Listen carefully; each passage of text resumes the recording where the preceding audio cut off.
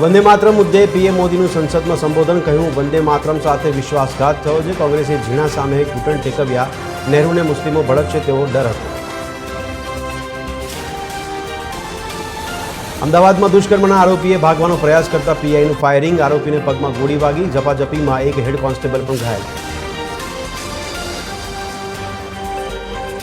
અમદાવાદનો Subhash bridge આગામી 15 December સુધી રહેશે બંધ. 4 એજન્સીઓ કરશે બ્રિજનું ટેસ્ટિંગ. તમામ ટેસ્ટ થયા બાદ બ્રિજ અંગે રાજ્ય સરકાર લેશે નિર્ણય.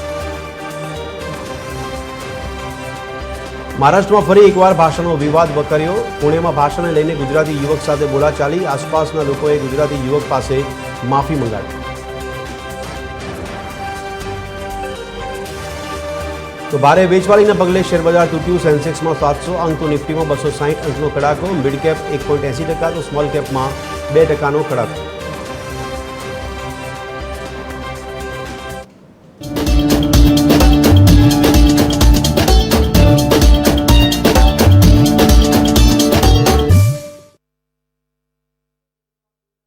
છડેચોક આજે વાત કરી રહ્યા છે વિકાસની. એટલા માટે કારણ કે વિકાસની જે વાતો કરવામાં આવે છે તેની અંદર ઘણી બધી અસુવિધા પણ લોકોને અનુભવવાનો વારો આવે છે. કારણ કે જે અમદાવાદમાં આપણે ઊભા છીએ, અમદાવાદની અંદર 2030માં કોમનવેલ્થ ગેમ્સની આપણે યજમાની કરી રહ્યા હોય એવામાં અમદાવાદને મેટ્રો સિટી કે મેગા સિટીનો દરજ્જો મળી ગયો હોય અને હેરિટેજ સિટીનું પણ નામ મળી ગયું હોય એવા અમદાવાદની અંદર બ્રિજની પરિસ્થિતિ ખૂબ ખરાબ જોવા મળી રહી છે. નોંધનીય જોવા મળી રહી છે કે એક બ્રિજ પરથી લાખો લોકો અવરજવર કરતા હોય, અચાનક તિરાડ પડતી હોય બ્રિજમાં અને તંત્ર દ્વારા બ્રિજ બંધ કરી દેવામાં આવે. એ લાખો લોકોને કોઈ પ્રકારની જાણકારી નથી કે હવે ડાયવર્ઝન આપવામાં આવ્યું છે અને ત્યાંથી નીકળતા હોય સમય જ ખ્યાલ આવે કે બ્રિજ હવે બંધ છે. બ્રિજના કિનારે પહોંચ્યા કે બ્રિજ બંધ છે તેવી જાણકારી થાય એટલે સ્વાભાવિકપણે વાહન ચાલક છે ત્યાંથી ડાયવર્ઝન લેવાનો છે અને તંત્રે જે ડાયવર્ઝન આપ્યું હોય ત્યાં લોકો ભેગા થઈ જાય તો માણસોનું જાણે કે કીડિયારું ઉભરાયું હોય તેવું એક દ્રશ્ય સર્જાયું હતું જ્યારે અમદાવાદમાં 4 ડિસેમ્બરે સુભાષ બ્રિજ બંધ કરવામાં આવ્યો. આજે વાત સુભાષ બ્રિજની એટલા માટે કરી રહ્યા છીએ કારણ કે 4 એજન્સીઓ લાગી છે ટેસ્ટિંગ કરવા માટે, તપાસ કરવા માટે ચેકિંગ કરી રહી છે અને એ ચેકિંગ થયા બાદ જે રિપોર્ટ આવશે ત્યારબાદ તંત્ર નક્કી કરશે કે બ્રિજ ક્યારે ખુલ્લો મૂકો. પણ આ તપાસની જે પ્રક્રિયા છે તેના ભાગરૂપે એવી માહિતી સામે આવી છે કે 15 ડિસેમ્બર સુધી તો આ બ્રિજ બંધ રહેશે. ત્યાં સુધી લોકોએ હાલાકી ભોગવવાનો વારો આવશે. લોકોએ સ્વાભાવિકપણે સ્વીકારી લેવું પડશે કે આપણને હાલાકી પડવાની છે કારણ કે લોકો અવરજવર કરતા હોય ને ત્યાંથી એ બ્રિજ બંધ થઈ ગયો હોય, એક વિસ્તારમાંથી બીજા વિસ્તારમાં જવા માટેનો આ બ્રિજ તૂટી જાય અથવા તો બ્રિજ બિસ્માર બની જાય ત્યારે રસ્તો ડાયવર્ટ કરવામાં આવે અને લોકોને હાલાકી ભોગવવાનો વારો આવે. આવા એકમાત્ર બ્રિજની વાત નથી સુભાષ બ્રિજ. રાજ્યના 2023માં તંત્રએ પોતે હાઈકોર્ટમાં સ્વીકાર્યું છે 63 જેટલા બ્રિજ એવા છે રાજ્યના કે જેને સમારકામ કરવાની જરૂર છે અને એમાંથી 23 બ્રિજ એવા છે કે જેને સખત મરામતની જરૂર છે. આવું સોગંદનામું હાઈકોર્ટમાં રજૂ કરવામાં આવ્યું હતું. ત્યારબાદથી લઈને 23, 24 અને 25ની વાત કરી રહ્યા છે. છેલ્લા 3 વર્ષમાં અસંખ્ય બ્રિજની સ્થિતિ ખૂબ જ બગડી છે.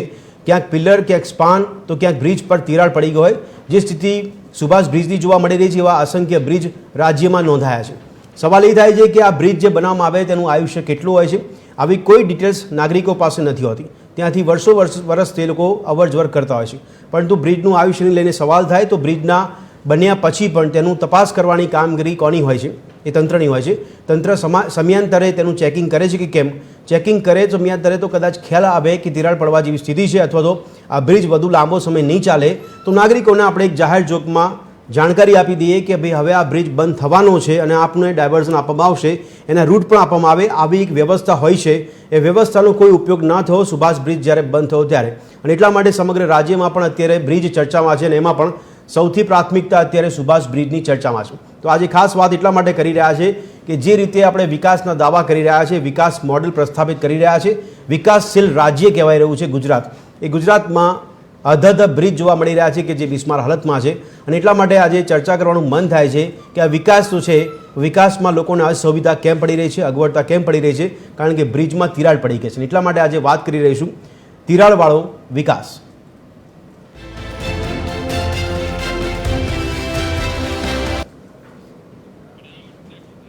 તો દર્શક મિત્રો, ચર્ચાની શરૂઆત કરતા પહેલાં અમુક મુદ્દા આપણી નજર સમક્ષ લાવવાનો પ્રયત્ન કરીશું. સુભાષ બ્રિજની જે સ્થિતિ જોવા મળી છે તેને લઈને અમુક મુદ્દા પર નજર કરવા માટે એક નજર કરીએ ગ્રાફિક્સ પર. તો રાજ્યમાં મોટાભાગના બ્રિજ અત્યારે હાલ બિસ્માર હાલતમાં નોંધાઈ રહ્યા છે. રાજ્યમાં રોડ રસ્તા બિસ્માર સહિત પુલોની સ્થિતિ પણ દયનીય છે. રોડ રસ્તા તૂટતા હોય, ત્યાં ખાડા જોવા મળતા હોય, બ્રિજ પર બી ખાડા, બ્રિજ પર તિરાડ જોવા મળતી હોય છે. બ્રિજના મધ્ય ભાગમાંથી તિરાડ હોવાનું એએમસીના ધ્યાનમાં આવ્યું સુભાષ બ્રિજમાં. જ્યાં રાજ્યમાં બનેલા રોડ રસ્તા બ્રિજનું ચેકિંગ જરૂરી બન્યું હોવાની પણ સ્થિતિ ઊભી થઈ છે. એવામાં 4 ડિસેમ્બરની રાત્રે સુભાષ બ્રિજ અચાનકથી બંધ કરવામાં આવ્યો. તિરાડ પડવાને કારણે આ બ્રિજ બંધ કરાયો. બ્રિજના સ્પાનનો ભાગ બેસી ગયો હોવાથી બ્રિજને બંધ કરવામાં આવ્યો હોવાની વિગત છે. તો બ્રિજ બેસી જવાનું કારણ બ્રિજ પર વધારે પડતો લોડ પડતો હોવાનું પણ એક તારણ સામે આવ્યું છે. કોર્પોરેશનના બ્રિજ પ્રોજેક્ટ વિભાગે બોટમાં બેસીને નીચે નદીમાંથી બ્રિજનું ઇન્સ્પેક્શન કર્યું હતું અને બ્રિજ ઇન્સ્પેક્શન કન્સલ્ટન્ટની ટીમને સાથે રાખીને ડ્રોન દ્વારા પણ તપાસ હાથ ધરવામાં આવી છે. અને તેમ છતાં હજી પણ 4 એજન્સીઓ ટેસ્ટિંગમાં લાગી છે. હવે સુભાષ બ્રિજ 15 ડિસેમ્બર સુધી બંધ રહે તેવી સ્થિતિ નિર્માણ પામી છે. સુભાષ બ્રિજની 4 એજન્સી દ્વારા ટેસ્ટિંગ કરે તેવો અહેવાલ સામે આવ્યો છે. આ 4 એજન્સીઓ ટેસ્ટિંગ કરીને એક રિપોર્ટ તૈયાર કરશે, જે તંત્રને સોંપવામાં આવશે. ત્યારબાદ બ્રિજ અંગે તંત્ર નિર્ણય લેશે તેવી જાહેરાત કરાઈ છે. તો હાલમાં રાજ્યમાં 63થી વધુ બ્રિજના સમારકામની સ્થિતિમાં હોવાની આપણને સ્થિતિ જોવા મળી રહી છે, જેમાં 63 જેટલા બ્રિજ છે તે સમારકામ માંગે છે. 2023માં એક રિપોર્ટ હતો, જેમાં 23 બ્રિજને મહત્તમ સમારકામની જરૂર હોવાની વાત સરકારે એટલે કે તંત્રએ સ્વીકારી છે. તો સૌથી ચર્ચાસ્પદ હાટકેશ્વર બ્રિજ પણ રહ્યો છે, જે મંદ ગતિએ તેમાં કામગીરીના આક્ષેપો પણ કરવામાં આવી રહ્યા છે. તો છેલ્લા 3 વર્ષમાં બ્રિજની બિસ્માર સ્થિતિની વાત કરીએ તો મમતાપુરા બ્રિજની એક સ્થિતિ બગડી હતી. હળવદમાં 1 વર્ષ પહેલાં બનાવેલો બ્રિજ ધરાશયી થયો.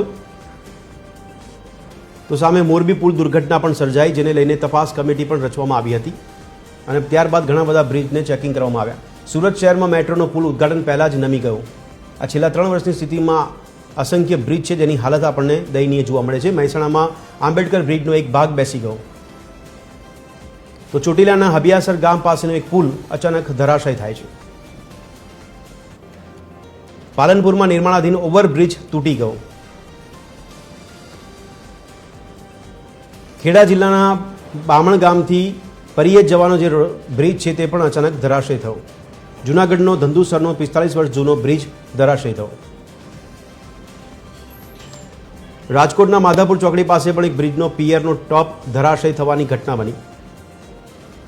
તો રાજ્યમાં મોટાભાગના બ્રિજ અત્યારે હાલ બિસ્માર હાલતમાં છે. અધધ સ્થિતિ જોવા મળી રહી છે બ્રિજની. છેલ્લા 3 વર્ષમાં અસંખ્ય બ્રિજ આપણને જોવા મળ્યા છે કે જેમાં ક્યાંક તિરાડ પડી છે, ક્યાંક સ્પાન હલી ગયા છે, તો ક્યાંક ભાગ બેસી ગયા છે અને ક્યાંક પુલ ધરાશય થઈ ગયા છે. આ મુદ્દા પર ચર્ચા અત્યારે કરી રહ્યા છે. મારી સાથે ચર્ચામાં હાલમાં સ્ટુડિયોમાં 3 મહાનુભાવો જોડાયા છે. દેવાંગ શાહ મારી સાથે જોડાયા છે કે જેઓ વિશ્લેષક છે, મીના વ્યાસ પટેલ જોડાયા છે કે જેઓ વિશ્લેષક છે, અને પિયુષ સુથાર અમારી સાથે જોડાયા છે જેઓ સામાજિક કાર્યકર છે. આ 3નું ચર્ચામાં સ્વાગત છે. દેવાંગભાઈ, સૌથી પહેલાં આપને પૂછવા માંગુ છું કે જે બ્રિજની સ્થિતિ આટલી ખરાબ જોવા મળી રહી છે, એક સામાન્ય નાગરિક તરીકે આપની શું પ્રતિક્રિયા? 3 વર્ષમાં અસંખ્ય બ્રિજ જોવા મળ્યા છે કે જેમાં આપણને સ્થિતિ ખરાબ થતી જોવા મળી છે. આપણે ચર્ચાની શરૂઆત લગભગ આજથી આપને ખ્યાલ હશે કે સવા વર્ષ પહેલાં જી એક બ્રિજનો વચ્ચેનો ભાગ તૂટી પડ્યો હતો હાઈવે ઉપર. બિલકુલ. અને પેટ્રોલ ટેન્કર અથવા તો કોઈક એવી ટાઈપનું જે ટેન્કર હતું જી એ હવામાં લટકતું હતું. યસ. લગભગ એમાં 5-7 વ્યક્તિઓએ જીવન પણ ગુમાવ્યું હતું અને ઘણા બધા વ્યક્તિઓને નદીમાં તરતા કિનારે પહોંચવું પડ્યું હતું. મારું કહેવાનું એ છે કે દર 1.5-2 વર્ષે આનું ઇન્સ્પેક્શન જે નિયમ બનેલો છે બાંધકામ વિભાગનો, એ ઇન્સ્પેક્શન થતું જ નથી. અને જો ઇન્સ્પેક્શન થતું હોય તો ઇન્સ્પેક્શન રિપોર્ટ જે એનો બનવો જોઈએ એ કાં તો પ્રોપર બનતો નથી અને બન્યા પછી એને ધ્યાનમાં લેવામાં આવતો નથી. સુભાષ બ્રિજની બાબતમાં આપણે એટલું કહી શકીએ કે એટલીસ્ટ એટલા આપણે નસીબદાર છીએ કે મોટી જાનહાનિ ટળી ગઈ છે ધ્યાનમાં આવતા. કેમ કે લગભગ 60-70 વર્ષ જૂનો બ્રિજ છે, જે રીતે મારી પાસે ન્યૂઝપેપરના અહેવાલ છે એ પ્રમાણે. બિલકુલ. પણ જે બ્રિજો જૂના થતા જાય છે ને એનું તો લગભગ દર વર્ષે આધિકારિક કેન્દ્રીય એજન્સી હોય અથવા તો સારી ક્વોલિટીની જે એજન્સી હોય સિવિલ એન્જિનિયરિંગની, એની પાસે કમ્પલસરી એ ઇન્સ્પેક્શન કરાવવું જ જોઈએ અને વારંવાર એના રિપેરિંગ ઉપર ધ્યાન આપવું જોઈએ. જો આવું નહીં કરવામાં આવે તો અમદાવાદના જે કોઈ જૂના બ્રિજ બન્યા છે એ બ્રિજમાં દુર્ઘટના બનવાની સંભાવના છે. બીજી એક વસ્તુ એ છે કે રિવરફ્રન્ટ બહુ સરસ બનાવી દીધું.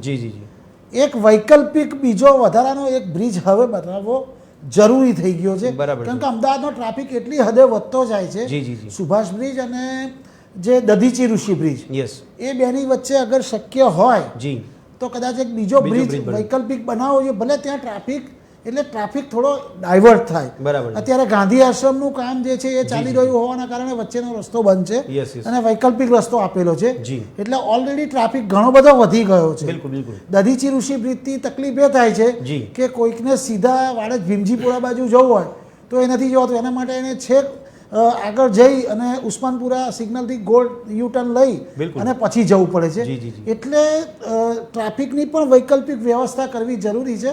આપણે ભગવાનની દયા સમજવાની કે આ તકલીફ ધ્યાનમાં આવી ગઈ અને દરેક બ્રિજ જે કોઈ બી જૂના થયા છે Yes, yes. એ અને જે કોઈ જૂના નથી થયા જી. એનું દર 2 વર્ષે સિવિલ એન્જિનિયરિંગ એજન્સીસ પાસે Okay. આધિકારિક રીતે ઇન્સ્પેક્શન કરાવવું જોઈએ. બિલકુલ. એના રિપોર્ટ બનવા જોઈએ અને રિપોર્ટનું ડેક્લેરેશન પણ થવું જોઈએ. ઓકે, એટલે એક કારણ છે કે સમયસર ઇન્સ્પેક્શન થતું નથી, પણ મીનાબેન સવાલ એ છે કે ઇન્સ્પેક્શન નહીં થતું એક કારણ આપણે માની લઈએ, એ સિવાયના કયા કારણો આપણે જોવા મળી રહ્યા છે કે એક પછી એક બ્રિજ કે રોડ રસ્તાની હાલત આપણને રાજ્યમાં કથળતી અને બગડતી જોવા મળી રહી છે? શું કારણ હોય છે?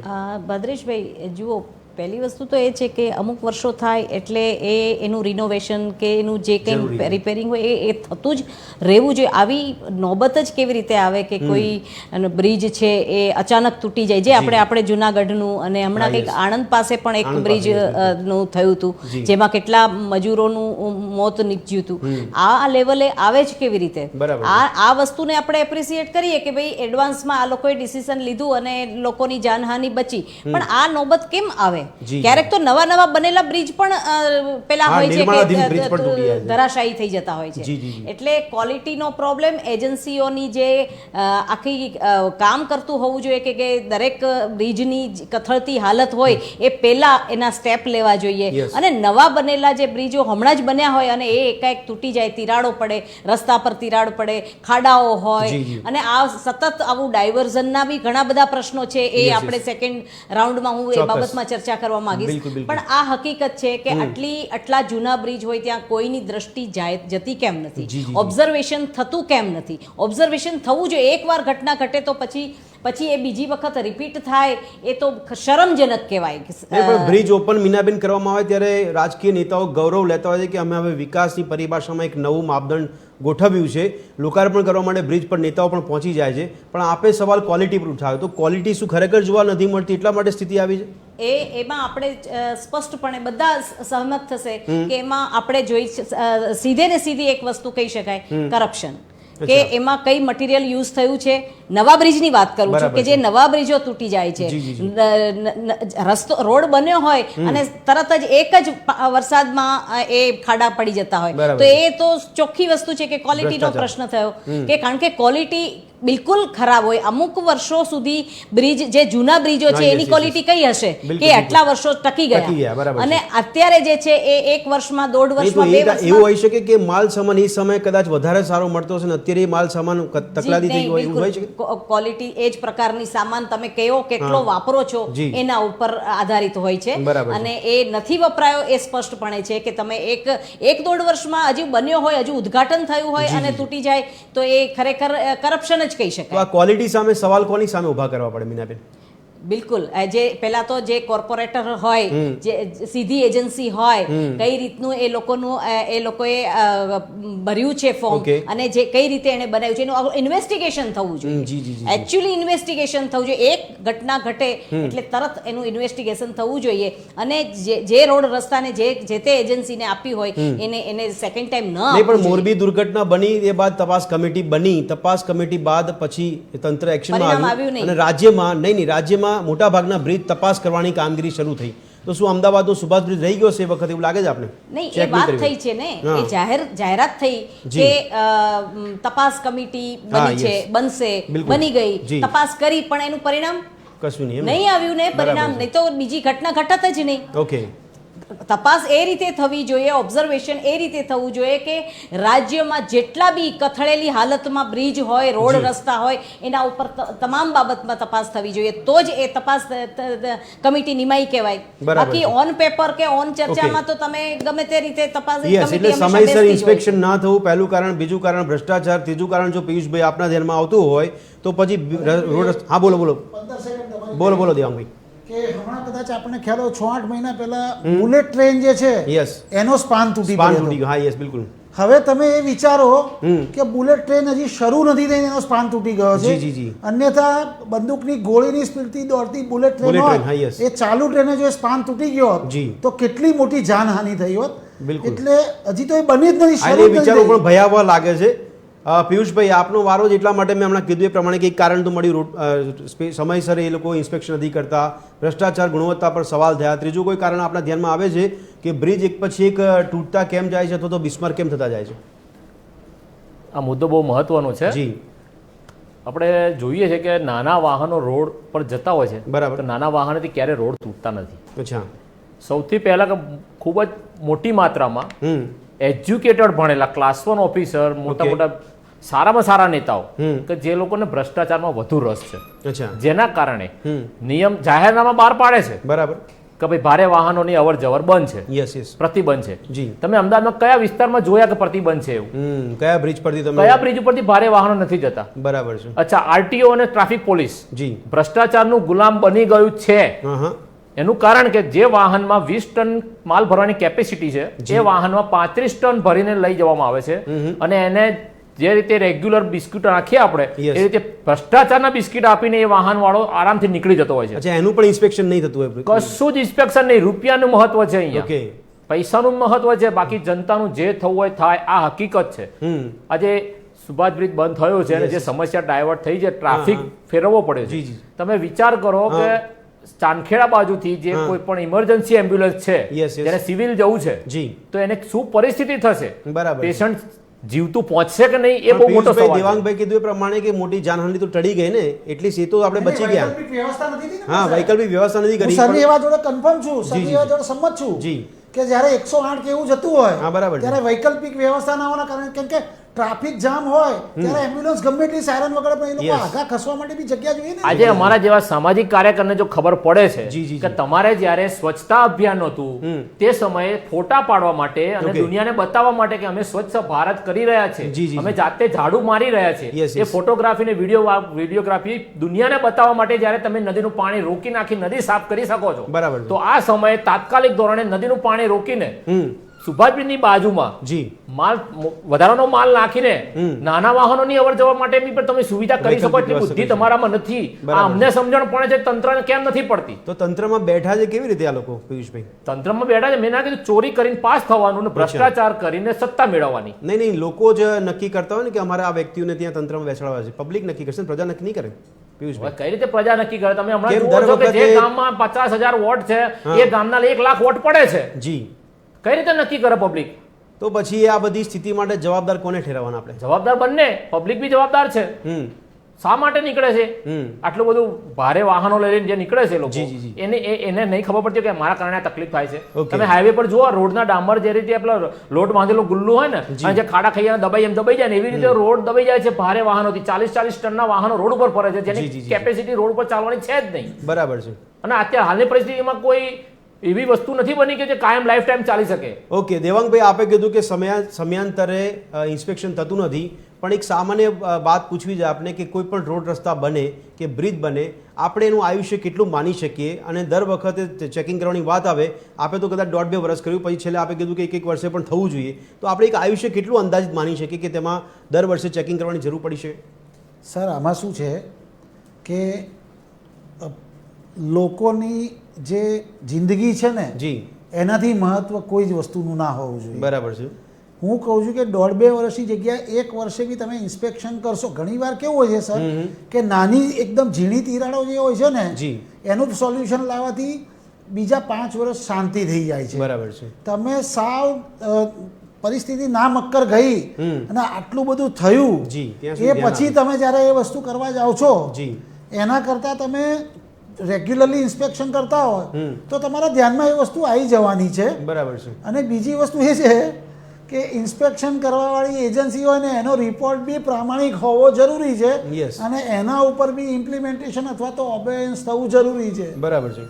નહીતર તો પછી શું છે કે તમે એજન્સીને જે પૈસા આપો છો એ પૈસા બી તમારા બેકાર જવાના. પેલા એજન્સી વાળો તો કહે ભાઈ મેં તો ચોખ્ખું લખ્યું હતું કે આ વસ્તુમાં આ પ્રોબ્લેમ છે, અને એ પ્રોબ્લેમ જે છે તમારે સોલ્યુશન લાવી દેવું જોઈએ. બરાબર છે. બરાબર. અને બીજું શું છે કે સરકાર પાસે બધી જ મશીનરી છે. જે રીતના સરે કીધું કે 20-20 ટનની ટ્રકમાં 40-40 ટન ને 50-50 લોડ ટન આપવામાં ભરવામાં આવે છે, એમની વાત બિલકુલ સાચી છે. જી જી જી. સરકાર પાસે તમામ પ્રકારની મશીનરી છે. કાયદો સરકાર પાસે છે. ટ્રકને જપ્ત કરવાની, એક મહિના સુધી શાંતિથી મૂકી રાખવાના કાયદા લાવો. જી બરાબર છે. અને એના પર એટલો બધો હેવી દંડ રાખો કે કદાચ એને લાંચ આપવી હોય ને તે લાંચ બી એટલી મોંઘી પડે કે એના કરતાં એ ભરવાનું ટાળે. બરાબર છે. બરાબર છે. અચ્છા, વિજિલન્સ ટીમને તૈયાર કરો ટ્રાફિક પોલીસની, પ્રામાણિક ઓફિસરોની, કે જે ગમે તે જતી ટ્રક હોય એનું વેઇટેજ માપી અને અગર એ ના પકડાઈ હોય અથવા તો છોડી દેવાઈ હોય દંડ લઈને, બરાબર, જ્યારે પોલીસ ડિપાર્ટમેન્ટ એનો દંડ લે છે જી જી ત્યારે ઇમિડિયેટલી એમાંથી એને અનલોડ કરવો પડે. માત્ર દંડ લેવો એટલું કાફી નથી. બરાબર છે. એ ટ્રકને 20 ટન જેટલી કરીને બાકીનો માલ અનલોડ કરી અને એને ત્યાં મુકાઈ દેવો પડે, જ્યાં બી હોય ત્યાં, ભગવાન ભરોસે. ત્યારે આ બધી વસ્તુઓ થશે. અને આ એક ગ્રાસરૂટ લેવલની પ્રક્રિયા છે કે જેના માટે સરકાર પાસે તમામ મશીનરીથી લઈને તમામ ઓફિસરો છે, કાયદાનું જ્ઞાન બી છે ને કાયદાનું પ્રોટેક્શન બી છે. અમલવારી પર નિષ્ઠા નથી. સાહેબે કીધું એ પ્રમાણે જો કડક કાર્યવાહી કરવામાં આવે તો ભ્રષ્ટાચારથી જે લોકોનું ભરણ પોષણ થાય છે એ લોકો ભૂખે મરી જાય. એ ભૂખે મરે કે ના મરે, પછી પબ્લિક ના, જે લોકો ભૂખે મરે, જે લોકો ભ્રષ્ટાચાર કરે છે પિયુષભાઈ, કે જેમની પાસે બધું છે જ છે એ જ કરે છે. હા, એટલે કરે છે. બિલકુલ છે. મુખ્ય સંતોષ નથી. માણસની જિંદગીથી મોટી આજે તમે દુનિયાના અન્ય દેશો જે છે એની સામે ભારતના ઘણી બધી બીજી બધી ફેસિલિટીઝ અવેલેબલ છે, પણ એ તમામ દેશોની અંદર છે ને માનવીય જિંદગીનું મૂલ્ય એટલું બધું ઊંચું રાખવામાં આવ્યું છે. ઇવન તમે યુએઈ થી લઈ અને બીજા તમામ કન્ટ્રીઝ જો તો ત્યાં માનવીય જિંદગીનું મૂલ્ય ખૂબ ઊંચું છે. અને એની સામે બીજો કોઈ પણ કાયદાનો ભંગ ચલાવી લેવામાં નથી આવતો. પછી કોઈ પણ વ્યક્તિ સામે, કોઈ પણ વ્યક્તિ હોય સામે. પણ મીનાબેન, સામાન્ય નાગરિકોમાં એક સવાલ થાય છે કે અમે લોકો ટેક્સના પૈસા આપીએ છીએ તંત્રને, અને ના આપે તો તંત્ર અમારી પાસે દંડ પણ વસૂલે છે, કદાચ પેનલ્ટી લગાવીને પણ ટેક્સના પૈસા તો લઈ જાય છે. તો પછી આ શહેરીજનોને આ પ્રકારનો તિરાડવાળો વિકાસ કેમ મળતો હશે? માત્ર ભ્રષ્ટાચાર. તિરાડવાળો વિકાસ એટલે થતો જાય છે. જો જ્યારે આ બધા પ્લાન આઉટ થતા હોય ને ત્યારે એ ઓન પેપર બહુ સરસ હોય કે અહીંથી આ રસ્તો જોડી દીધો એટલે તમારે શોર્ટકટમાં અહીંયા પહોંચી જાઓ. આ બધા જેટલા બી બ્રિજો બન્યા એનો ઓન પેપર અને એનું તમે ટોટલ લુકઆઉટ જુઓ તો એ બહુ સરસ જ દેખાય તમને. પણ જ્યારે એ બનવાનું શરૂ થાય, એની ક્વોલિટી, એની આખી એની જે આખી સિસ્ટમ હોય એમાં જે પ્રોબ્લેમો થાય છે એ જ મેજર છે. અને એના ઉપર કોઈ એક્શન નથી લેવાતા. એના ઉપર એ જે આપણે જે બ્રિજની વાત કરીએ છીએ કે જે બ્રિજ તૂટી ગયો, એનું રિપેરિંગ ના થયું, એના ઉપર ઓબ્ઝર્વેશન ના થયું, એના ઉપર કોઈ કાર્યવાહી ના થઈ, એ તો ખુલ્લે આમ છે ને પબ્લિકમાં છે ને બ્રિજ તો. પણ મીનાબેન, સવાલ થાય કે અમદાવાદીઓ જે અમદાવાદનો વિકાસ થઈ રહ્યો હોય, વિકાસના સાક્ષી બની રહ્યા હોય, એ અમદાવાદીઓ શું ખરેખર પૂરતા પ્રમાણમાં ટેક્સ નથી ચૂકવતા કે શું? કારણ કે એમને પૂરેપૂરો ચૂકવે છે. હા, નહીં, એટલે સવાલ એ આવે છે કે જો ટેક્સ ખરેખર ચૂકવે છે તો અગવડતા કેમ? મારો સવાલ ત્યાં અટકે છે, અગવડતા પડે છે કેમ શહેરીજનોને? એના માટે શહેરીજનો પોતે જવાબદાર છે કે તંત્ર જવાબદાર? મીનાબેન, તંત્ર જવાબદાર છે. શહેરી લોકોનો 25% એ વાંક હું કહી શકું કે એ લોકો આજનો દિવસ પસાર થઈ ગયો, પતી ગયું, પછી જ્યારે બહુ વધારે ચર્ચા થાય ત્યારે એમાં સામેલમાં સૂર પુરાવાનો કે હા તકલીફ છે. પણ જ્યારે એક્શન લેવાની વાત હોય, જ્યાં જે તે ઓફિસમાં જઈને એની રજૂઆત કરવાની હોય, સ્ટ્રોંગ એક્શન સ્ટેન્ડ લેવાનું હોય, ત્યાં પબ્લિક એકઠી થતી નથી. બધાને ઇન્ડિવિજ્યુઅલ પ્રોબ્લેમ ચર્ચામાં પણ એના ઉપર કોઈ એક્શન નથી થતું. માનો કે તમારા ઘર પાસે, તમારી ગલીમાં ક્યાંય બી બાજુના રોડ રસ્તા ખરાબ છે તો તમારે ઇમિડિયેટ ત્યાં નહીં. પણ મીનાબેન, જે સ્થાનિક લોકોને પૂછીએ તો એવું કહે છે કે અમે વારંવાર તંત્રને રજૂઆત કરે છે પણ તેમ છતાં અમને કોઈ પરિણામ નથી મળતું, આવું કહેતા હોય છે. એટલે દર વખતે જ્યારે ઇલેક્શન આવે ને ત્યારે આ વસ્તુ, આ મુદ્દાઓને ગરમ કરવા પડે ત્યારે આપણે ભૂલી જતા હોય છે, ત્યારે કંઈક ભટકી જતા હોઈએ છીએ. એટલે જે તે સીધો કોર્પોરેટર હોય કે જે કંઈ હોય એ લોકોની સાથે આપણે સવાલ જવાબ કે એને બદલવાની કોઈ વાત નથી કરતા. એટલે એ લોકોને ખબર છે કે લોકોની ફાસ્ટ લાઈફ છે, બધાની પાસે બહુ બધી પ્રાયોરિટી છે, એટલે કોઈ આ બધું ધ્યાન આપશે નહીં. જ્યારે પડશે વાગશે ત્યારે રાડારાડી કરશે થોડી ઘણી, પણ પછી એના ઉપર કોઈ એક્શન કે કોઈ સ્ટેન્ડ લેવામાં આવશે નહીં. સ્થાનિક લોકોને પોતાના એરિયાના કોર્પોરેટરનું નામ કે નંબર ખબર હોય છે ખરી? એ લોકો એટલા જાગૃત હોય છે કે અમારા કોર્પોરેટર વિસ્તારના કોણ છે અને એમને કઈ સમસ્યા માટે અમે રજૂઆત કરી એવી જાણકારી હોય છે ખરી? શહેરીજનો બહુ જ ઓછી હોય છે, બહુ જ ઓછી. હા, એ અભાવ. જાણકારી કોને હોય છે? જી, કે એમના મળતિયાઓને. અચ્છા, ઓકે. કે જેને એમને જી હજૂરી કરવી છે, બરાબર, અને જે અવાજ ઉઠાવતા હોય ને જી. એ લોકોનું કામ કરી જાય. અચ્છા. હું મારી જ વાત કરું કે મારા ત્યાં સફાઈનો પ્રોબ્લેમ હતો. બિલકુલ. મેં એક વખત ખાલી સફાઈ વાળાનો ઉપરથી દબાણ કરાવડાવીને કામ કરાવ્યું. આજની તારીખમાં એ સફાઈ કર્મચારીને હું સલામ કરું છું, નાનો માણસ છે, પણ રેગ્યુલર વ્યવસ્થિત કામ કરે છે. Okay. પછી એનો મતલબ એવો નથી કે મારા ત્યાં સફાઈ થઈ ગઈ એટલે હું બોલું નહીં. બરાબર મારા આગળ થોડા 5 ઘર છોડીને જો ગંદકી હોય તો મારે બોલવાનું એ વસ્તુ ખોટી છે. પબ્લિકની માનસિકતા બહુ ખરાબ થઈ ગઈ જી, છે. જી. મારું થઈ ગયું એટલે પછી બીજાનું જે થવું હોય થાય. બરાબર. આ જ નીતિ ઉપર તંત્ર ચાલે છે. જી જી જી. તંત્રને બી ખબર પડી ગઈ ને છે. પણ પિયુષભાઈ, તમે કદાચ કમ્પ્લેન કરીને તમારું કામ થઈ ગયું, પણ એવા ત્યાં આપની આસપાસના વિસ્તારના સ્થાનિકો વારંવાર રજૂઆત કરે, ત્યાં તંત્રનો એક પણ કર્મચારી કે અધિકારી જો ના પહોંચતો હોય તો પછી કોને કહેવાનું? વિરોધ કરવો પડે ને. અચ્છા, વિરોધ એક માર્ગ છે, એટલે નવો માર્ગ બનાવવો પડે. દેવાંગભાઈ, તમે કંઈ કહેવા જતા હતા? એટલે જો જેમ પિયુષભાઈ કમ્પ્લેન કરે છે હા તો એ લોકોએ સાંભળવી પડે છે જી. અને આવે છે. હા એટલે પબ્લિક જનરલી કમ્પ્લેન અપર લેવલે કરે ને બરાબર. તો ના આવો. પિયુષભાઈ બી સામાન્ય નાગરિક તરીકે જ કમ્પ્લેન કરે છે. Yes yes. એવી જ રીતના વ્યક્તિ જે સામાન્ય નાગરિક તરીકે અપર લેવલે કમ્પ્લેન કરે ને તો 90% કેસમાં ના આવે ને હા. એવું નથી. બીજું એક મારું કહેવાનું આપને એ છે હા કે આ બધી જે દુર્ઘટનાઓ બને Yes, છે yes. અથવા તો ધારો કે અત્યારે સુભાષ બ્રિજનું થયું, જી. પણ તમે એક વસ્તુ માર્ક કરો કે વિરોધ પક્ષ તરફથી કોઈ વિરોધ કે નિવેદન પણ નથી. ઇવન જે આપણે આમ આદમી પાર્ટીના બી જે ધારાસભ્યો છે બરાબર છે. એ લોકો તરફથી બી તમને કોઈ નિવેદન સંભળાયું હોય yes. તો જરા મને ચલાવી દેજો સાહેબ. બરાબર તો છે. વિરોધ પક્ષનો પોતાની બી કંઈક જવાબદારીઓ છે. નહીં પણ પિયુષભાઈ, દેવાંગભાઈ, વિરોધ પક્ષોનો નહીં કોઈ મીનાબેન, છે એમનો જવાબ તમે આપો, પણ સવાલ એ પણ છે, શું પ્રજા વિરોધ પક્ષમાં ના કહેવાય? જે પ્રજાને સગવડતા ના મળતી હોય એ પ્રજા સવાલ પૂછે તો એ વિરોધ પક્ષમાં ના કહેવાય કહેવાય જ. કે રાજકીય પાર્ટીઓનો જ આપણે હવાલો સોંપવો પડે? મીનાબેન. નહીં, એમાં એવું છે, અત્યારની જે પરિસ્થિતિ જે છે જી, જી. એમાં વિપક્ષનો તો કોઈ રોલ આવતો જ નથી. Okay. કોઈ મને નથી દેખાતો એવો સ્ટ્રોંગ કોઈ રોલ હોય. એ લોકો બીજા વિષયોમાં અત્યારે બિઝી છે, હા, yes. પણ આ વિષયોને લેવાનું એ લોકો પાસે કોઈ મહત્વનો મુદ્દો કેમ નથી કેમ ના દેખાતો. હોય શકે? કારણ કે મીનાબેન, સ્થાનિક સ્વરાજની ચૂંટણી નજીક આવી રહી છે, હા તો આ સુભાષ બ્રિજ મુદ્દો નહીં બને ઇલેક્શનમાં, અથવા ના બનવો જોઈએ? નહીં, એ ભટકાઈ જશે, મુદ્દાઓ અચ્છા. ભટકાઈ જાય છે, અચ્છા, પબ્લિક okay. પણ એક ભૂલી નવો જાય તંત્ર આવી છે. જશે. સાહેબ, હું તમને નવી પબ્લિક પણ સમસ્યા ભૂલી જાય ઊભી છે. કરશે. જાગૃતતા જે હોવી જોઈએ, જે બરાબર. લેવલની જાગૃતતા હોવી જોઈએ નથી. પબ્લિકમાં, હા. પબ્લિકે જાગૃત થવું પડે. Okay. એને જ બધું ભેગું થવું અને ત્યાં જે તે એટલે ઓફિસ હોય કે મીનાબેન, જે તે મુદ્દા ચૂંટણીના પબ્લિક નક્કી કરે, પ્રજા નક્કી કરે, નેતાઓ નક્કી ના કરે મુદ્દા કયા હોવા જોઈએ? ભદ્રેશભાઈ, એને ભદ્રેશભાઈ, Yes, બોલો એ દેવાંગભાઈ. એવું છે હમ. કે હમણાં જ આમ આદમી પાર્ટીના એક ધારાસભ્ય છે, એનો બહુ બધી વિવાદાસ્પદ મગજમારીઓ ચાલે હા, છે, યસ યસ. જૂતું ફેંકાવીને એવું. જી, જી, જી. એ બધી વસ્તુઓ જે છે એમાં એ લોકો ધ્યાન આપે છે. બરાબર છે. એ બધામાં તો આ અમદાવાદમાં બનેલી આ ઘટના જે છે એમાં શેના માટે ધ્યાન નથી આપતા, શેના બરાબર માટેનો વિરોધ નથી કરતા, કે ઓફિશિયલ સ્ટેટમેન્ટ નથી આપતા. યસ મીનાબેન. ભદ્રેશભાઈ, એ વસ્તુ છે કે જુઓ, મુદ્દાઓ યાદ રહેતા હોય, જી. જે આમ જનતા છે, હા, જે હા. સ્કૂટર ઉપર ચાલે, જે સામાન્ય વર્ગ છે, જી. જે લોકોએ ટાઈમ ટુ ટાઈમ ઓફિસે જવું છે, જે અનુભવે અને જે રોજની એની પીડા જે છે, જી, જી. એ પીડામાં એ વ્યક્તિઓ લોકોને આવા ઘટનાઓ, જે આ ભાઈએ કહ્યું એ રીતે જૂતું ફેંક્યું, એટલે આવી ભટકાઈ જાય એવી ચર્ચાઓ, મુદ્દાઓ ભટકાવી નાખે કે આ સામાન્ય માણસોનું કોઈ સાંભળતું નથી. બરાબર છે. એના મુદ્દાઓની કોઈ લેવા દેવા નથી. Yes, બાકી yes. ગાડી ચલાવવા વાળો વર્ગ છે એને બહુ ફરક પડતો નથી. Okay. એને બહુ ફરક, એને સમયનો તકલીફ થાય છે, પણ એ એની રીતે છે. પણ સામાન્ય જે ટુ વ્હીલર્સ વાળી જે સ્ટુડન્ટ્સ છે, હા, yes. જે નોકરી નોકરી વર્ગ છે. કરી રહ્યા છે, જેને ટાઈમે પહોંચવું પડશે, પહોંચશે નહીં તો એને તકલીફ પડશે, બરાબર. એની એટલે પોતાની પગાર રોજિંદી કપાશે. જિંદગીમાંથી વ્યસ્ત રહેતો હોય છે, એટલે માણસ સમય ના કાઢી શકે કે પોતે આવા સવાલ ઊભા કરી આ શકે. તો એ અવાજ સંભળાતો નથી, એ પિયુષભાઈ, અવાજ પણ હમણાં પહોંચતો નથી. દેવાંગભાઈ કીધું એ પ્રમાણે કે રજૂઆત વિપક્ષ નથી કરતું, પણ અહીંયા મારો સવાલ એ છે કે ઘણા મુદ્દાઓમાં સીએમઓ સુધી રજૂઆત થાય છતાં પણ પરિણામ ના મળે. ભલે પિયુષભાઈ કદાચ નસીબદાર છે કે પિયુષભાઈનો અવાજ સીએમઓ સુધી સંભળાતો હોય અને કોઈ નિરાકરણ આવતું હોય, પણ એવા લાખો લોકો છે જે લોકો વિરોધ કરવા માટે રોડ પર આવે છે, સીએમઓ સુધી રજૂઆત પહોંચાડે છે, છતાં રિઝલ્ટ નથી મળતા. પબ્લિકને ડર ઉભો કરી દીધો છે. કયા પ્રકારનો? જેલ ભરો કરી દે, અચ્છા. ડિટેન કરી દેવાના. હં. હવે કોઈક બિચારો જરૂરિયાત માણસ, કે જરૂરિયાત આખી ગ્રુપ આખું, બરાબર. તો કોઈ રજૂઆત કરવા જાય કે અમારી આ સમસ્યા છે, આવેદન પત્ર આપવા જાય, હા. તો આવેદન પત્ર પહોંચવા જ નથી દેતા પબ્લિકના Okay. ત્યાં સુધી, જવાબદાર અધિકારી સુધી. બરાબર છે. ગેટ ઉપરથી ડિટેન કરીને મોકલી દે છે. એટલે એનો મતલબ એવો થાય છે કે તમે જે રજૂઆત કરવા જાય છે, જેને રજૂઆત કરે છે એ તમામ લોકો આ બાબતમાં ભળેલા છે ભ્રષ્ટાચારમાં.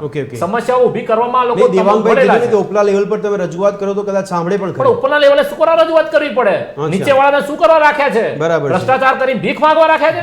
ઉપર શા માટે જવું પડે? તમારે બી તો ઉપરના લેવલે જવું પડે. ઉપર નીચેવાળા કામ નથી કરતા, નીચેવાળાને માથે ચડાવી દીધા કે તમારે સાંભળવાનું નહીં. તમારે તો ખાલી અમે વીઆઈપી છે, અમારે પ્રજાનું સાંભળશે કે સિસ્ટમનું સાંભળશે? સિસ્ટમનું જ સાંભળે છે. આજે તમે હમણાં ટૂંક સમયમાં જુઓ, હમણાં ગઈકાલ કે 2 દિવસની જ વાત છે, કોઈ કાર્યક્રમ હતો, એની અંદર MTS બસો દોડાઈ ભરી લઈ ગયા. બરાબર છે. જો પબ્લિકને ખરેખર તકલીફ પડી હોય તો બસો ભરવાની ક્યાં જરૂર છે? ક્યાં ટોળામાં જવાની જરૂર છે તમારે? તમારે એના માથે ચડવાની ક્યાં જરૂર છે? સાચી વાત છે. બસો ભરી આજે એક કાર્યક્રમમાં તમે બસો ડાયવર્ટ કરો છો, પબ્લિક એટલી શહેરમાં વ્યવસ્થા વિખેરાય છે ખબર પડે છે? કારણ કે જેને કરવું છે ને એના તો પ્રોગ્રામ કરીને બેસી જાય છે. પિયુષભાઈ, સુભાષ બ્રિજ પર ચર્ચા ચાલે છે અને 15 ડિસેમ્બર સુધી બંધ રહેશે, તો લોકોને તકલીફ તો 15 ડિસેમ્બર સુધી જ પડશે ને, પછી તો વાંધો નહીં આવે. ટીકનો માર્યો, ગંભીરા બ્રિજ જેવી ઘટના બનશે તો જવાબદારી કોણ લેવા તૈયાર છે? આજની તારીખમાં કોઈ એવું કહે છે કે મારી જવાબદારી એમ? આજે ભલે જમેદાર આખા ગુજરાતની જવાબદારી, આ સવાલ પૂછશે કોણ અને કોને પૂછશે? પબ્લિક જ પૂછવો પડે. કોને પૂછવાનું? તંત્રને. અચ્છા, તો પેલાનો જવાબ આપો તો અમે બ્રિજ ઉપર જઈશું ને કે નહીં? ભાઈ, તો આપણે ઇન્સ્પેક્શન સમયસર ના કરીએ, ભ્રષ્ટાચાર કરતા રહીએ અને એટલા માટે ગંભીરા બ્રિજની દુર્ઘટના બની, એવી દુર્ઘટનાની શું આપણે રાહ જોઈ રહ્યા છે? સાહેબ, પહેલું તો વસ્તુ એ કે 15મી ડિસેમ્બરે બી આ બ્રિજ ચાલુ થાય ને, એ પણ સવાલ છે ને? એ બી સવાલ છે.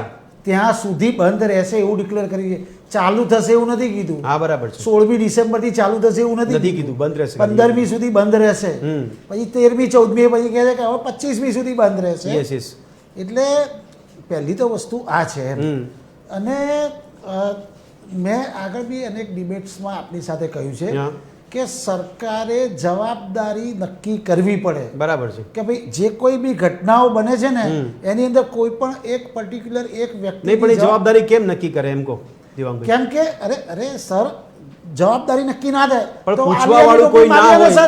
દેવાંગભાઈ ને કોઈ સવાલ જ પૂછવાળું ના હોય તો દેવાંગભાઈ પોતાની જવાબદારી કેવી રીતે નક્કી કરી શકે? અરે સર, સરકારે નક્કી કરવામાં એવું છે કે સરકાર નક્કી કરે કે ભાઈ આ પ્રકારની દુર્ઘટનાની અંદર એ બ્રિજમાં સિવિલ એન્જિનિયર, આર્કિટેક્ટ અથવા તો એનો ઇન્સ્પેક્શન રિપોર્ટ બનાવવા વાળો વ્યક્તિ, કેમ કે જ્યારે સમજો કે કોઈક એક વ્યક્તિએ બ્રિજ બાંધ્યો, બરાબર છે, પછી એને અથવા તો રોડ બનાવ્યો, એનો ઇન્સ્પેક્શન રિપોર્ટ ઓકે કર્યા પછી કોર્પોરેશન એને પેમેન્ટ ચૂકવે છે.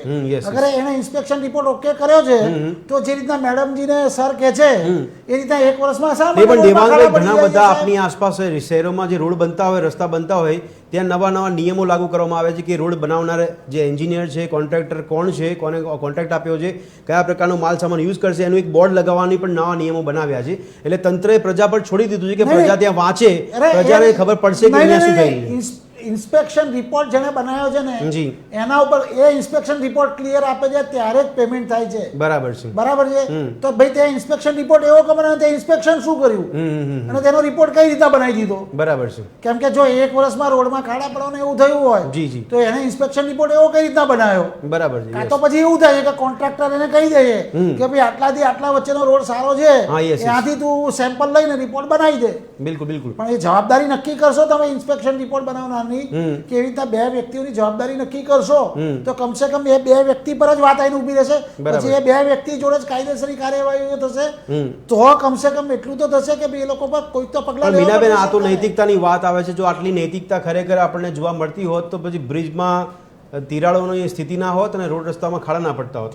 આવી નૈતિકતા ક્યારે મળી શકે આપણને? નૈતિકતા તો નથી, કારણ કે જેટલું તમે સહન કરો એટલું તમારી ઉપર પ્રેશર વધવાનું. બરાબર. આપણે જેટલું આપણે સહન કરી લઈએ છીએ, દરેક મુદ્દાઓ હોય, જેટલા ગંભીર મુદ્દાઓ આપણે અત્યારે પ્રવર્તમાન સમયમાં ચાલી રહ્યા છે, અગવડતા પડી રહી છે, લોકો સહન કરી રહ્યા છે. સહન કરી રહ્યા છીએ ને, આપણે બિલકુલ સહન કરી રહ્યા છીએ. ક્યાં આ અવાજ ઉપર સુધી પહોંચે અને એનું મોનિટરિંગ એ પૂરું એ કરે, એ જો ખરેખર સક્રિય બને તો આ પ્રશ્નો પેલા તો ઉદ્ભવે જ નહીં. બરાબર. અને બીજું કે આ રિપીટ થાય છે ને, રિપીટેશન્સ થાય છે ને, એ ન થાય. કારણ કે એ મોરબીનું થયું, પછી બરોડાનું થયું, પછી આણંદમાં થયું, આવા અનેકો તમે હમણાં બતાવ્યું એ મુજબ ઘણા બધા ઘટનાઓ ઘટી. તો એ ઘટનાઓ કેમ ઘટી? એકવાર થયું પછી કેમ એ સક્રિયતા ન આવી, એ જાગૃતતા ન આવી અને આપણે ભૂલી ગયા મુદ્દા અને તરત 6 મહિના 2 મહિનામાં બીજો મુદ્દો આવ્યો આ જ પ્રકારનો, સેમ ટુ સેમ. તો પછી પિયુષભાઈ, ગંભીરા મોરબી બ્રિજ પછી આપણે બોધપાઠ શું લીધો?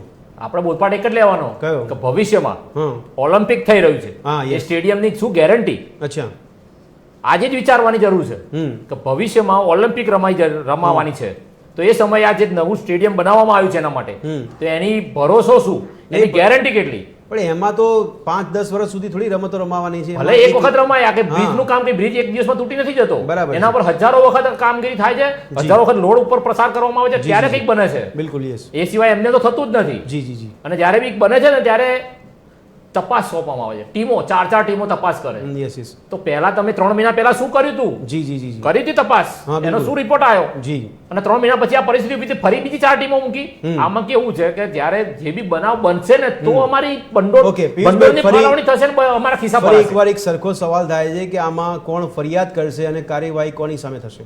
ફરિયાદ તો હવે અમારા જેવા સામાજિક કાર્યકરો જ કરી શકે. તો કોની બાકી સામે આમ કાર્યવાહી? પબ્લિક તો શું છે, આમ પબ્લિક તો આજે નીકળ્યા અમે જે ડિબેટમાં હું આવતો હતો, જી. મારું પોસ્ટર જોયું કે ભાઈ આજે આ ડિબેટ છે, હા. તો મને 10 જણાએ એવું કીધું હા. કે તમે આ કહેજો, અચ્છા. આ વાત કરજો, આ સવાલ ઉઠાવજો, આ સવાલ બરાબર. ઉઠાવજો. સરસ. એટલે પણ તમે શું કરશો? અમે તો ઉઠાવવા બેઠા છીએ. બિલકુલ, બિલકુલ. અમારે તો ના છૂટકે અહીંયા આવવું પડે છે. તંત્રની બેદરકારી અને બેજવાબદારીના છતી કારણે કરવામાં અમારે અહીંયા આવવું પડે છે. યસ. પણ આમાં પિયુષભાઈ કાર્યવાહી કોની સામે? કારણ કે આમાં જે વ્યક્તિ જવાબદાર હશે, જે કોન્ટ્રાક્ટર જવાબદાર હશે, જે એજન્સી જવાબદાર હશે, શું એમની સામે કાર્યવાહી થશે કે કેમ? એક સવાલ એ પણ કઈ થાય. એજન્સી સાથે કામગીરી કરવાની, કાર્યવાહી કરવાની? હમ. જે ડિપોર્ટ થયા છે, જે લોકો રિજેક્ટ થયેલા છે, જેને કેન્સલ કર્યા છે, જે એમને લોકોને કામ ફોલ્ટ આપો. પકડ્યો છે, Yes. તમે એ લોકોને જ ખોરામાં બેસાડો છો. જી. અને એક બીજી વસ્તુ કે જેને ખભે, આપણે જૂની કહેવત છે, Yes. આ ના બોલવું જોઈએ, પણ ખભે બેસાડો તો કાનમાં શું કરે. આ બરાબર. પરિસ્થિતિ આવી છે જનતાની. અચ્છા, okay, બહુ okay. મોઢે ચડાવીને ખભે બેસાડીએ છે તો કાનમાં શું કરે છે. એના કારણે પબ્લિક હેરાન થાય છે. નહીં, પણ વિકાસની ઝંખના તંત્ર થોડી કરી રહ્યા છે. વિકાસની ઝંખના તો વિકાસની જરૂર કોને છે? જરૂર શહેરીજનોને છે ને. શહેરીજનોને પછી પહેલા તો જે વિકાસ કરવા બેઠા છે ને એમને તિજોરી ભરવાનો વિકાસની એની ઝંખના છે. ના, પણ શહેરોજનોને સુવિધા ના ભોગે તો ના જ હોય ને. સુવિધાના ભોગે જ તો અચ્છા. આજે એક બ્રિજ તકલાદી બનાવશે, તૂટી જશે, પડશે, તારે નવું બજેટ ફળવાશે ને એની અંદર જે મલાઈ ખાવા મળશે. તો આ તો દર વર્ષની ટેવ પડી ગઈ છે કે દર વર્ષે કંઈક મલાઈ મળવી જોઈએ. દેવાંગભાઈ, સ્થાનિક સ્વરાજની ચૂંટણી નજીકના સમયમાં કદાચ આવી રહી છે અને એવામાં નળ ગટર ને રોડ, એટલે આપણે કહીએ કે નગરપાલિકાની ચૂંટણી, તો એમાં નળ ગટર ને રોડ આ મુદ્દો ખરેખર કેટલો ગંભીરતાથી લેવાય છે? સર, ગંભીરતાથી ત્યારે લેવાય જ્યારે વિરોધ પક્ષ સક્રિય હોય. પણ વિરોધ પક્ષ સક્રિય નથી એટલા નથી ને માટે. સક્રિય. અને બીજી એક વસ્તુ આડ વાત એ કહું છું કે સુભાષ બ્રિજ, હા, yes. ગાંધી બ્રિજ, જી. નહેરુ બ્રિજ, હમ. એલિસ બ્રિજ આપણે કદાચ ના લઈએ તો સરદાર બ્રિજ, બરાબર છે. આ 4 બ્રિજ બહુ જૂના છે. જી જી જી. એટલે હું કાયમ કહું છું કે એનું એપરન્ટલી ઇન્સ્પેક્શન થવું જ જોઈએ. હા. તમે વિચારો કે આ વસ્તુ કોઈકના ધ્યાનમાં આવી અને બંધ થયો, અગર એ ના આવી હોત તો સાંજના સમયે સુભાષ બ્રિજ. નહીં, પણ દિવાંગભાઈ, તમને કદાચ ખબર હશે, ગંભીરા બ્રિજની દુર્ઘટના બની પછી અસંખ્ય બ્રિજ તપાસવામાં આવ્યા. અમુક દિવસો સુધી ત્યાં અધિકારીઓ, કર્મચારીઓ બ્રિજ પર આપણને હાજર જોવા મળ્યા, લોકો તપાસ કરતા જોવા મળે. તો એમાં શું અમદાવાદના જૂના બ્રિજો બાકાત રાખવામાં આવ્યા હતા? જાણી જોઈને ક્યાં થઈ છે? અમદાવાદના બ્રિજોમાં જરા ફોટોગ્રાફ હોય તો આપ જોઈ લેજો, અમદાવાદના બ્રિજોનું નથી થયું ઇન્સ્પેક્શન. તો ખાલી એ ખાલી દેખાડા પૂરતી જ કાર્યવાહી થાય છે. પેપર ઉપર પેપર પર કાર્ય. અચ્છા. અને હું એટલું જ કહું છું કે જે આ બધા જૂના બ્રિજો છે, 50-60 yes, yes. વર્ષ જૂના, જી. એમાં દર વર્ષે તમારે ઇન્સ્પેક્શન કરવું જોઈએ. બરાબર છે. અગર તમે દર વર્ષે ઇન્સ્પેક્શન કરશો તો એના હિસાબે ગંભીર દુર્ઘટનાઓ જે છે એ એનાથી બચી શકાશે. બરાબર માત્ર છે. પણ તમારે એને મજબૂત બી કરવું પડશે. અને બીજી વસ્તુ એ છે કે વૈકલ્પિક વ્યવસ્થા આપવી વ્યવસ્થાઓ પડશે. કરો. બિલકુલ, પબ્લિક ટ્રાન્સપોર્ટેશનની પણ વ્યવસ્થા કરો જેથી બને એટલા લોકો પોતાના વ્હીકલ્સ લઈને ઓછા જાય ને પબ્લિક. પણ દેવાંગભાઈ, એવી જરૂરિયાત લાગે છે કે તંત્ર કોઈ બ્રિજ બંધ કરવાનું હોય અને પહેલેથી પબ્લિકને કે પ્રજાને જાણકારી આપી શકે એવી જરૂરિયાત લાગે છે આપણે? સર, એ કરવું પડે ને. અચ્છા. લોકોની જિંદગી મહત્વની છે ને, પણ તમે ઇન્સ્પેક્શન જ નથી કરતા. બરાબર છે. તો પછી તમે લોકોને ક્યાંથી કહેવાનો છો કે આ દિવસ આટલા કેમ અમુક નહીં, પણ એટલી ગંભીરતાથી કાર્યવાહી કરીને જેવી તિરાડ દેખાઈ સુભાષ બ્રિજ પર, અરે 4મી તિરાડ તારીખે પડી દેખાય ત્યાં ને 4મી તારીખે સુધી બંધ હોય કરી છે. નાખે બ્રિજ. તિરાડ તમે મને એટલું કહી દો કે સુભાષ બ્રિજનું છેલ્લું ઇન્સ્પેક્શન ક્યારે થયું છે? તમે કહી શકો એમ છો? બિલકુલ, યસ. તો પછી હું એ જ તો કહું છું સાહેબ કે તિરાડ પડી ગઈ, કોઈકના ધ્યાનમાં આવીને એને કીધું ત્યારે તમે ઊભા થયા છો. ઓકે, તો ભાઈ ગંભીરતા તંત્ર કેટલું લે છે? મીનાબેન, એક આંકડો એ છે 2023માં હાઈકોર્ટની અંદર તંત્રએ સોગંદનામું રજૂ કર્યું ને એવું કીધું, સ્વીકાર્યું એવું કે રાજ્યના 63 બ્રિજ એવા છે કે જેમને સમારકામની સ્થિતિમાં અત્યારે છે, જેમને સમારકામની જરૂર છે, અને 23ને મહત્તમ સમારકામની જરૂર છે. તો 23 પછી 24 ગયું, અત્યારે 25 પૂરું થવા આવ્યું છે. આ 2 વર્ષના સમયગાળામાં જે હાઈકોર્ટમાં નોંધ લીધી હતી એની ગંભીરતા આપને કેટલી જોવા મળી રહી છે? બિલકુલ નહીં. ઘટનાઓ જ્યારે આ રીતની બને છે આપણે જોઈ રહ્યા છીએ, જી.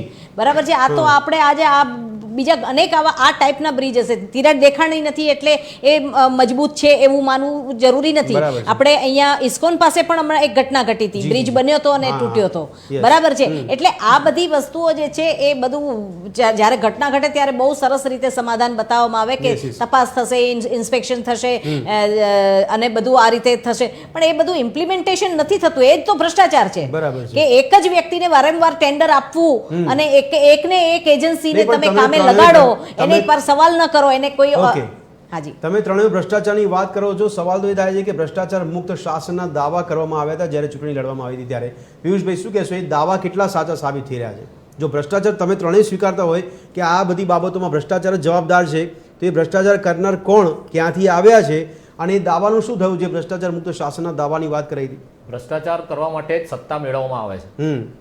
ભ્રષ્ટાચાર કરવા માટે સાચા દિલથી જનતાની સેવા થતી હોય એવું તમને ક્યાંય દેખાતું હોય, કોઈ કરી હોય તો મને બતાવો. બરાબર છે. કોઈ પણ જગ્યાએ આજે જેને રોડ ઉપર ચાલવાનું નથી, જે ગાડીમાં બેસીને જવાના છે,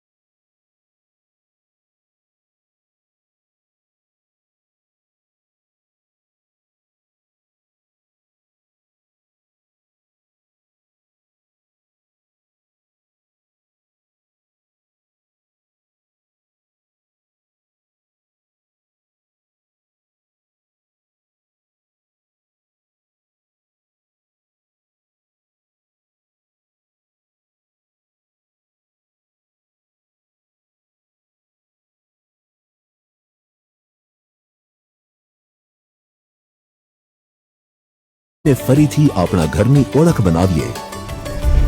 જી હા, અને વિકસિત ગુજરાત થકી વિકસિત ભારત 2047ના વિઝનને સાકાર કરીએ.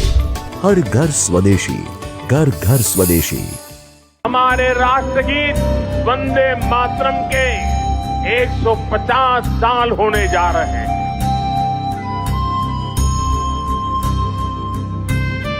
સંસદમાં વંદે માતરમ પર મહાચર્ચા. પીએમ મોદીના 5 તીખા પ્રહાર.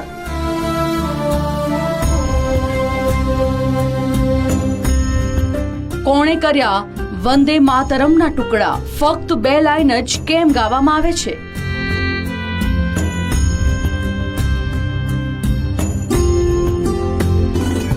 જુસ્સો જગાવનારા ગીતનો શું છે અર્થ? શું છે ઇતિહાસ અને મહત્વ?